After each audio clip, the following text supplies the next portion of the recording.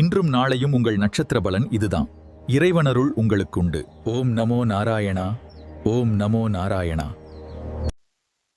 ஸ்ரீ குருப்பியோ நமக. குருவே சரணம். வணக்கம் நண்பர்களே. இந்த வீடியோ நம்ம பார்க்க போகிறது என்னன்னா, தாராபலன் அப்படின்ற இன்றைய நட்சத்திர பலன். எதுக்காக இதை பார்க்குறோன்னா, நம்ம பிறந்த ஜென்ம நட்சத்திரம் தான் நம்மளை இயக்குவதா ஜோதிட சாஸ்திரங்கள் கூறுது.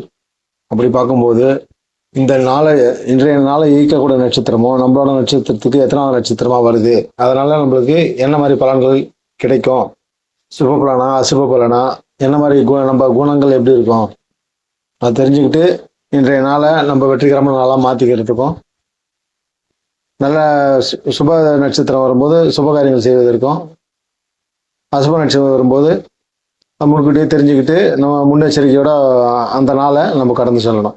இதுக்காக தான் இந்த பதிவு போடுறேன். இதை எல்லாரும் கேட்டு பயன்பெறணும்னு நினைக்கிறேன். உங்களால் முடிஞ்ச வரைக்கும் சப்ஸ்கிரைப் பண்ணுங்கள், ஷேர் பண்ணுங்கள், எல்லாருக்கும் இது போய் சேரட்டும்.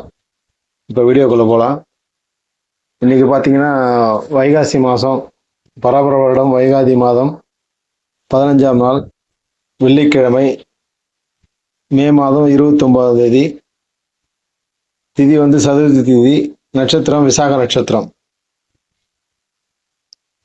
இன்றைய நாளில் பொதுவாக என்னென்ன பண்ணலாம் அப்படின்னு பார்த்தீங்கன்னா, இந்த ஏரி குளம் இதெல்லாம் வந்து தூர் வாரத்து பண்ணலாம், கோயிலுக்கு வந்து அபிஷேகம் பண்ணுறது அதெல்லாம் பண்ணலாம், சுரங்க பணிகள் மேற்கொள்ளலாம், ஆபரணம் அதெல்லாம் வாங்கிறதுக்கு சிறந்த நாள். இது பொதுவான இது ஜென்மதாரைன்னு பார்த்தீங்கன்னா புனர்பூசம், விசாகம், போராட்டாதி, இந்த 3 நட்சத்திரக்கும் ஜென்மதாரை.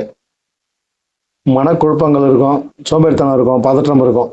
இந்த ஜென்மதாரையில் செய்ய வேண்டிய வந்து கோயிலுக்கு போகலாம், பரிகார பூஜைகள் செய்யலாம், அன்னதானம் பண்ணலாம், பத்திரை பதிவு, பதவியேற்பு, முதல்ல வேலைக்கு போகிறது, இதெல்லாம் செய்யலாம். செய்யக்கூடாது பார்த்தீங்கன்னா, முடி வெட்டக்கூடாது, எண்ணெய் ஸ்நானம் பண்ணக்கூடாது, ஸ்ரீ புருஷ சேர்க்கை இருக்கக்கூடாது, திருமணம், சீமந்தம், காது குத்து, முடி வெட்டுதல், முடி இறக்குதல், முதல்ல மருந்து சாப்பிட்றது, அறுவை சிகிச்சை பண்ணிக்கிறது, இதெல்லாம் பண்ணக்கூடாது. அடுத்தது சம்பத்து தாரை. திருவாதிரை, சுவாதி, சதயம், இந்த 3 நட்சத்திரக்கும் சம்பத்து தாரை.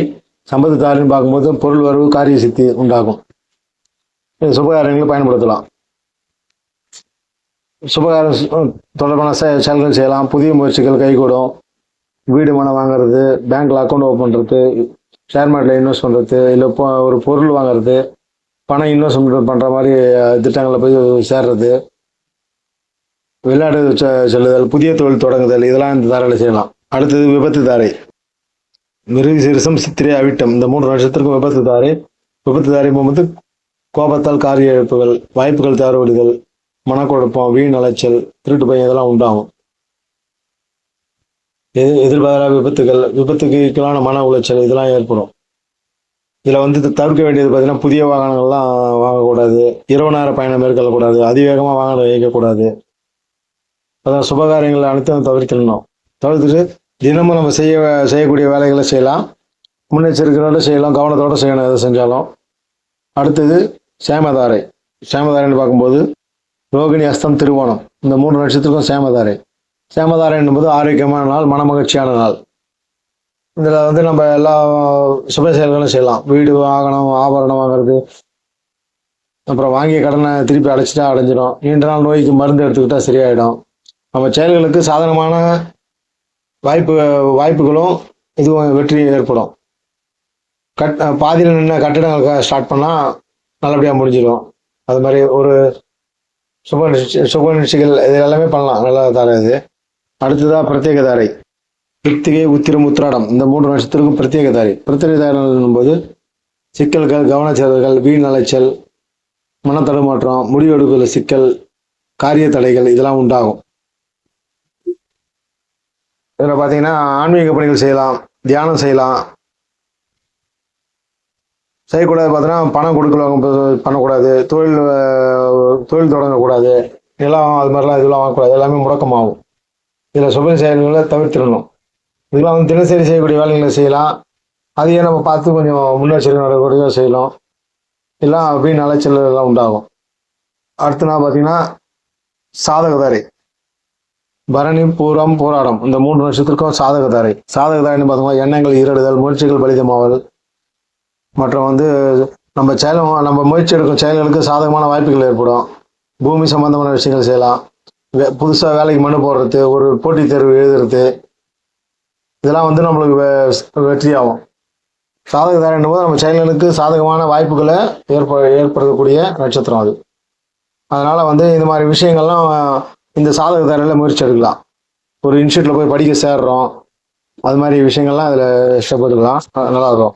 அடுத்தது வதைதாரை. அஸ்வினி, மகம், மூலம் இந்த 3 நட்சத்திரம் வதைதாரை. வதைதாரை என்னும் போது உடலில் சோர்வு, மனதில் இனம் புரியாத கவலை, பணிகளால் நாட்டம் இல்லாமை, துன்பம் தரக்கூடிய மனநிலை உருவாகும். இதில் வந்து கடன்லாம் வாங்கக்கூடாது, கொடுக்கக்கூடாது, திரும்பி வராது பணம். மருத்துவ பரிசோதனை செஞ்சுக்க கூடாது. வீண் வம்பு வழக்கு வர்றதுக்கான வாய்ப்புலாம் இருக்குது. திடீர் வெளியூர் பயணம் செல்லக்கூடாது. அனைத்து சுபகாரங்களையும் அதில் தவிர்க்கணும். தினமும் நம்ம ரெகுலராக செய்கிற வேலைக்கு, ஆஃபீஸ் வேலைக்கு போகிறது, கோயிலுக்கு போகிறது, அந்த மாதிரி விஷயங்கள்லாம் பண்ணலாம். எல்லாத்துலேயும் முன்னெச்சரிக்கையோடு பண்ணணும். இன்றைக்கி இந்த மாதிரி மனநிலை நம்மளுக்கு ஏற்படும், உடல் சோர்வு ஏற்படும், மனத்தில் என்ன சோகம் ஏற்படும். அதனால் நம்ம வந்து இதில் எப்படி ஓவர் கம் பண்ணி வெளியே வர்றது அப்படின்றத நம்ம யோசிக்கணும். தியானம் பண்ணுறது, அந்த மாதிரி விஷயங்கள்லாம் பண்ணால் அந்த பிரச்சனைகள் வந்து நம்ம குறையும். மைத்திரதாரை. ஆயில்யம், கேட்டை, ரேவதி இந்த 3 நட்சத்திரத்துக்கும் மைத்திரதாரை. மைத்திரதாரை என்னும்போது நம்ம ஜென்ம நட்சத்திரம் 8வது நட்சத்திரம், அதாவது சந்திராசிரம நட்சத்திரம். சந்திராசிரம நட்சத்திரத்தில் சந்திராசிரமெல்லாம் தெரியும், புதிய செயல்கள் செய்யக்கூடாது. அதனால முக்கியமான விஷயங்கள் செய்யக்கூடாது. கல்யாணம், அது மாதிரி சீமந்தம், அந்த மாதிரி முக்கியமான சுப நிச்சயங்கள் செய்யக்கூடாது. நிச்சயதார்த்தம் அந்த மாதிரிலாம் செய்யக்கூடாது. அது சம்மந்தமான வேலைகள் செய்யலாம். சத்திரத்துக்கு அட்வான்ஸ் கொடுக்குறது, சமையல்காருக்கு அட்வான்ஸ் கொடுக்குறது, அது சம்மந்தமான என்ன வேலை இருக்கோ சுபகாரியம் சம்மந்தமான எல்லா வேலைகளும் இதில் போய் செய்யலாம். மற்றது பார்த்தீங்கன்னா சுபகாரியங்கள் டைரெக்டாக செய்ய மாட்டாங்க. அடுத்தது பரம மைத்திரதாரி. பூஷம், அனுஷம், உத்திரட்டாதி இந்த 3 நட்சத்திரக்கும் பரம மைத்திரதாரி. அனைத்து சுபகாரியங்களுக்கும் ஏற்றது, உகந்தது. பூமி சம்பந்த வேலைகள் செய்யலாம். பத்திரிகை செய்து அறுவை சிகிச்சை செஞ்சுக்கலாம். சொத்து சம்பந்தமான பேச்சுவார்த்தையில் ஈடுபடலாம். நண்பர்களோட ஆதரவும் உதவியும் கிடைக்கும். வெளியூர் பயணம், வெளிநாடு பயணம், தொழில் சம்பந்தமாக பயணம், மகான்கள் தரிசனம், ஆன்மீக பயணம், சுபகாரியங்கள் செய்கிறது, திருமணம் நகை போட வாங்கிறது, தொழில் வியாபாரி தான முயற்சிகள், இது எல்லாமே வெற்றியாகும். இந்த தாராபுரம் நான் போடுறது எல்லாருக்கும் வந்து போய் சேரணும். அதுவும் தினசரி நம்ம நாளை எப்படி வெற்றிகரமாக ஆக்கிறது அதை நோக்கி தான் இதை எடுத்துகிட்டு போகிறேன். இது ஏற்கனவே நான் வந்து எனக்கு வந்து செக் பண்ணி ஒரு 3 மாதமாக இதில் கரெக்டாக நடக்குதுன்னு தான் உங்களுக்கு இதை வந்து பதிவாக போடுறேன். இதை வந்து ஒரு 3 மாதமாவது ஃபாலோ பண்ணுங்கள். ஃபாலோ பண்ணி கரெக்டாக நீங்கள் தினமும் அது நடக்குதான்றதை பாருங்கள். அதுக்கப்புறம் அது பழகி அதுக்கப்புறம் வந்து பார்த்தீங்கன்னா நீங்கள் ஒரு நாளை எந்த அளவுக்கு நம்ம சேஃபாக எதிர்கொள்ளலான்றது உங்களுக்கே புரியும். அந்த ஒரு நோக்கத்தோடு தான் இந்த வீடியோ போடுது. இதை பார்த்து பயன்பெறணும். மற்றவருக்கும் ஷேர் செய்யுங்க. நன்றி, வணக்கம்.